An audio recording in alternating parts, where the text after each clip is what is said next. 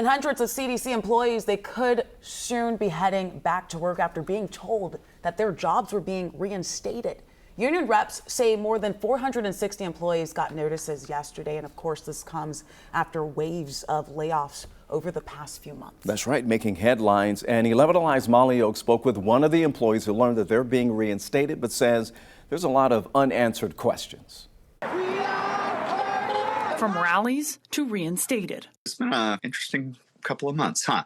I met Evelyn at this rally outside the CDC in February. No workers! At that time, while others were getting placed on administrative leave, she was still employed. Working as an epidemiologist on HIV prevention. Then in April, she got the reduction in force notice, telling us that we were to begin 60 days of administrative leave and then to be terminated on, I believe, June 2nd. That started an interesting period of 2 months of being paid for nothing. Fast forward to this week. Yesterday it was very, very curt email. Not a lot of information in it, but it was addressed directly to me saying the RIF notice you received in April is rescinded. But Evelyn says she still doesn't really know how this is going to work or who is going to work. At first, it seemed like, oh, is this everybody coming back? And after a day of sort of collecting notes, sharing notes, it does not look like it's everyone. Folks are still trying to get an idea of who,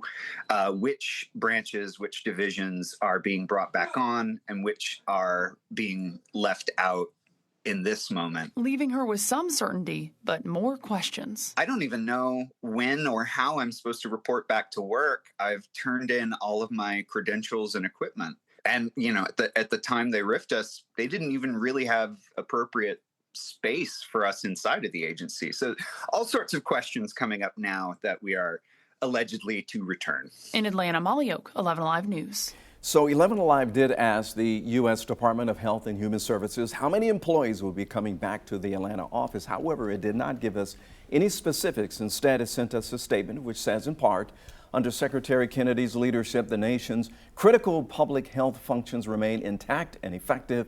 HHS is streamlining operations without compromising mission-critical work. For a lot more information to read the full statement and the full story, just go to our website, 11alive.com.